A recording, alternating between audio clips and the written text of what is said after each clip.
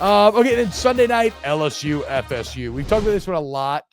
I definitely have. I think this is my final read on it, Aaron. Superstars all over the place at all the most important positions in football.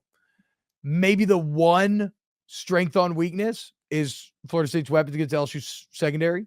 Yep. But at the end of the day, I pretty much feel the on-field talent is equal.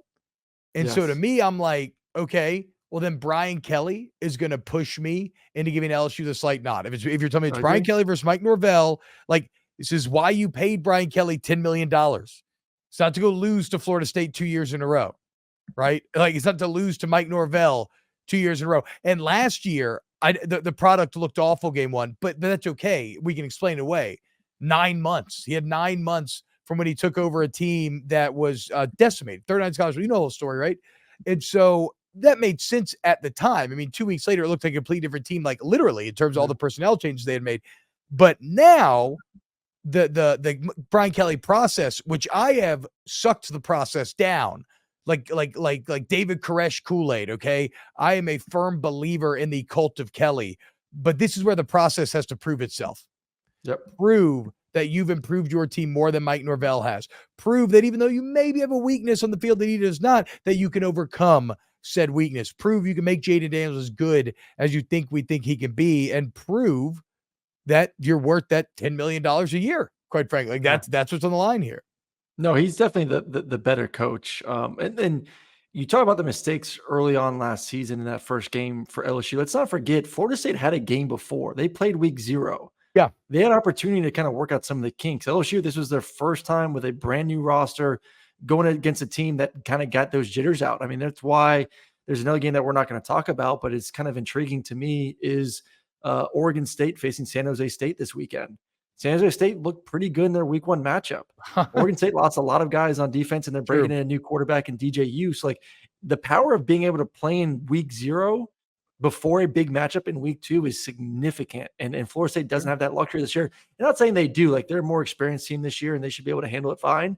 But that levels the playing field a little bit more than what we saw last year in this matchup. So I think LSU is slightly the better team. I think they're better. I think I do agree with you that Brian Kelly, you know how I feel about him.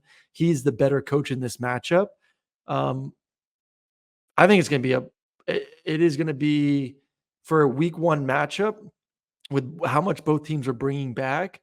This will be by far the most efficient, best looking game of the year, which I think I said this on the show. I believe how much different this game will look than it did last year, which was sloppy, ugly, so bad it was beautiful.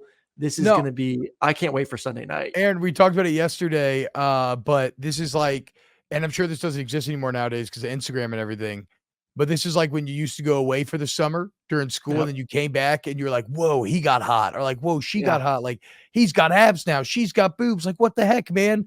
I'm still fat and I have braces and I'm very pale. And I'm trying to get 3 pubes. Like, what's going on here? They're no longer 6th grade T-Bob. They're like 9th grade T-Bob. Ready to fuck up the world. I mean, kind of, I guess. I don't know. 6th grade was an insecure time. Hey, man, it's on Jayden, though. Like, this is, I've hyped him up. Everyone else has hyped him up. You got to go perform. Because I think Jordan Travis will perform. I think Jordan Travis, it's going to be hard for him not to. I mean, when you have Jordan Travis was more consistent last year. Jayden had highs, but he was too inconsistent. Jordan Travis was very consistent by the end of the year. But Jordan had a significantly easier schedule down the stretch. I mean, their schedule down the stretch was cupcake. And he didn't play too great versus Florida. I think he was like 13 of 30 versus the Gators last year, which was not I think you're right. A great showing at all. So he didn't play the level of competition week in and week out that Jayden did. So it's hard for me to believe that when you look at the running back and the receivers and the tight end that you know Jordan Travis isn't going to have a good game. It's if we truly think Jayden is a Heisman guy, and if you've improved with your anticipation and trust with those receivers, just like letting it rip, that's the key. Can the offensive line protect him? Yes. But if he still doesn't trust himself to throw the ball 15, 20 plus yards down the field, that's going to be an issue. And I think the biggest thing I want to see for LSU too is, can you find a running game where you're not putting the pressure on Jayden to have to do both? Because that is stressful as a quarterback. When you look up and your team isn't getting the job done running, then all of a sudden you kind of take that on your own to be the running back and the quarterback. If we truly want to see Jayden take that step as a legitimate thrower of the football, LSU needs to find a way to take the pressure off of him of feeling like he has to do both positions. Yeah. And on that, I don't know what's going to happen. I know a lot was made of John Emery, the former number 1 running back in the nation, LSU 5-star, who was announced out for this game. But frankly, it doesn't really move the needle. Again, this is where I put on my local hat, right? Like Mason Smith, losing him, that's enough to nearly tip me over to thinking that FSU is going to win.